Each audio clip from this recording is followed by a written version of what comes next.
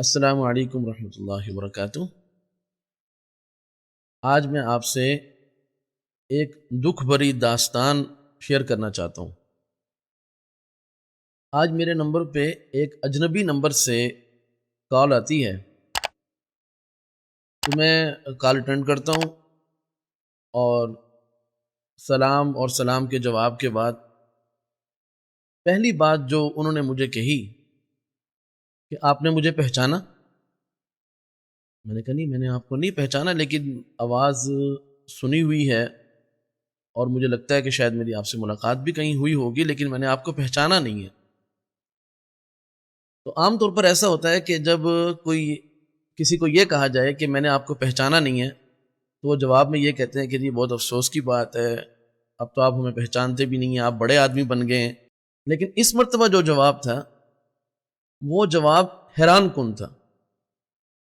کہ وہ کہنے لگے کہ میں نے اللہ تعالیٰ سے دعا مانگ کر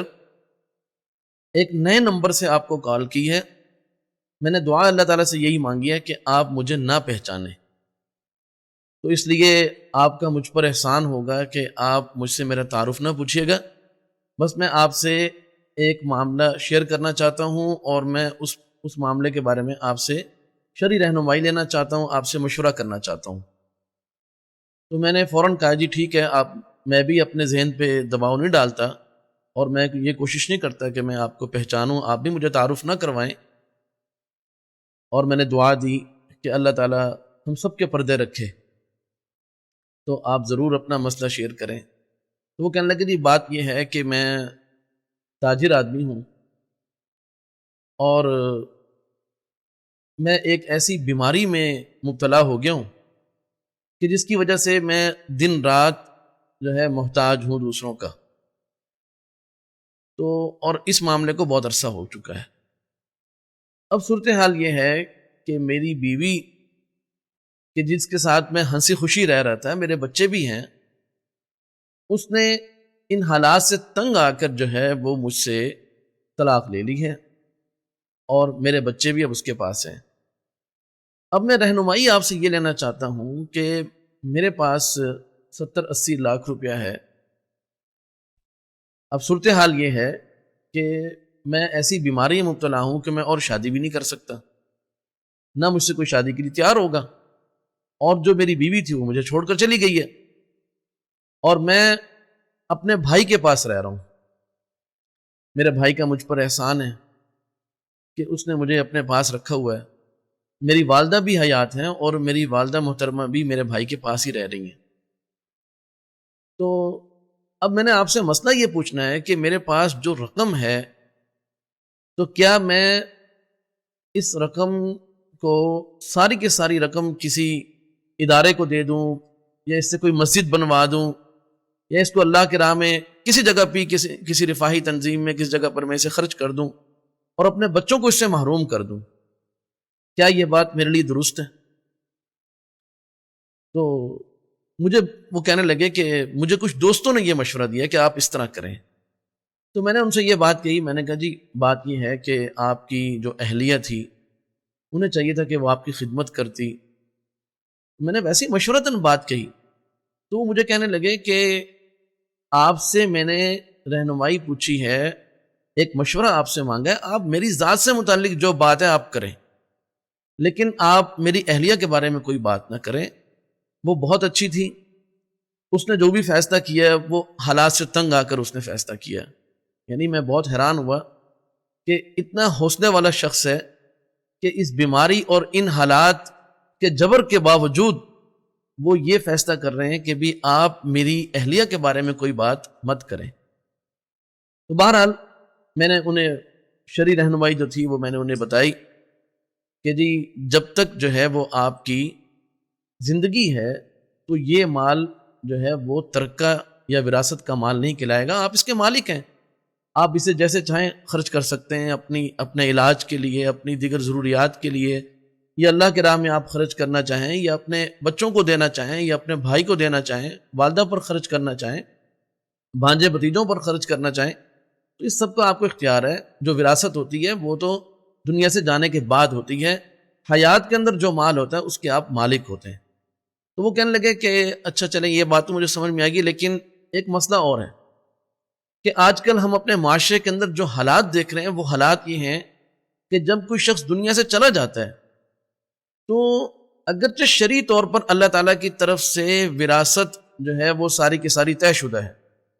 لیکن اس کے باوجود لوگ لڑائی جھگڑوں میں پڑ جاتے ہیں،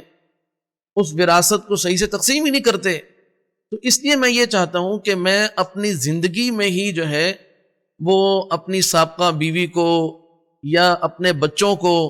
یا اپنے بھائی کو یا اپنی والدہ کے لیے یا فلاں فلاں کے لیے میں کچھ خود ہی جو ہے وہ مختص کر جاؤں۔ تو میں نے کہا جی یہ بات بھی آپ کے لیے بالکل ٹھیک ہے، آپ اس طرح بھی کر سکتے ہیں۔ تو ان کے جذبات یہ تھے کہ اگرچہ میرے ساتھ دوسروں نے برا کیا،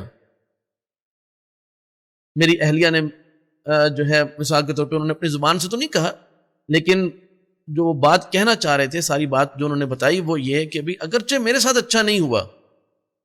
لیکن میں یہ چاہتا ہوں کہ میں جب اللہ تعالیٰ کے پاس جاؤں تو میں وہاں جا کر اللہ تعالیٰ کے حضور سرخرو ہوں۔ ایسا نہ ہو کہ میں نے کسی کے ساتھ کوئی زیادتی کی ہو۔ تو جو میرے دوست نے مجھے مشورہ دیا ہے کہ آپ بچوں کو بالکل نہ دیں اور آپ یہ سارا کا سارا پیسہ جو ہے وہ کسی اور جگہ پر خرچ کر دیں، تو میں یہ سمجھ رہا ہوں کہ شاید یہ میری طرف سے زیادتی ہوگی۔ تو عرض یہ کرنا ہے کہ دنیا کے حالات کس پر کب کیا ہو جائے۔ اب یہ ایک تاجر شخص ہیں، ہنسی خوشی اپنی زندگی گزار رہے ہیں، بیوی ہے، بچے ہیں، سب کچھ ہے، لیکن ایک آزمائش آئی، ایک بیماری آئی اور اس نے سب کچھ بدل کر رکھ دیا۔ تو عرض یہ کرنا ہے کہ سب سے پہلے تو ہمیں اپنے حالات پر غور کرنا ہے کہ آج جو ہے وہ اگر سب کچھ درست چلتا نظر آ رہا ہے کہ ہم ہنسی خوشی باہر جاتے ہیں گھر سے اور جو معاملہ کرنا چاہتے ہیں اللہ تعالیٰ اس میں ہماری مدد و نصرت فرماتے ہیں، خیر و برکات نصیب فرماتے ہیں، اور پھر ہنسی خوشی ہم گھر آ جاتے ہیں، وہاں بیوی بچے والدین بھائی بہنیں موجود ہیں اور سب کچھ ٹھیک چل رہا ہے، تو ہم اگر تھوڑے بہت حالات زندگی میں آ جائیں تو ان کو دیکھ کر ٹینشن لینے کی، پریشان ہونے کی ضرورت نہیں ہے، بلکہ جو کچھ ہو رہا ہے اس میں بھی ہمارا کوئی کمال نہیں ہے، یہ سب اللہ تعالیٰ کا فضل، اللہ پاک کا کرم اور اللہ تعالیٰ کی رحمتیں ہیں۔ ہمیں چاہیے کہ جو کچھ موجود ہے ہم اس پر اللہ تعالیٰ کا شکر ادا کریں، اور جو نہیں ہے، آج جو صورتحال ہے کہ جو موجود ہے اس پر شکر گزاری نہیں کر رہے، اور جو تھوڑا بہت ہماری خواہش کے خلاف ہو رہا ہے، ہماری چاہت کے مطابق نہیں ہو رہا، اس پر ہم پریشان ہیں، ٹینشنیں لے رہے ہیں۔ جب اس قسم کے لوگوں کے حالات ہم دیکھیں گے تو یقیناً اللہ تعالیٰ کے قریب بھی ہوں گے اور اللہ تعالیٰ کا شکر بھی ادا کریں گے۔ ہمیں چاہیے کہ ہم شکر بھی بجا لیں، پریشانی سے بھی اپنے آپ کو دور رکھیں، اور جناب رسول کریم صلی اللہ علیہ وسلم نے جو ہمیں صبح شام کی مسنون دعائیں بتائیں، آپ صلی اللہ علیہ وسلم نے جو ہمیں ہر نماز کے بعد کی دعائیں بتائیں، آپ صلی اللہ علیہ وسلم نے ہمیں جو سوتے ہوئے اور جاگتے ہوئے آپ صلی اللہ علیہ وسلم نے جو دعائیں بتائیں،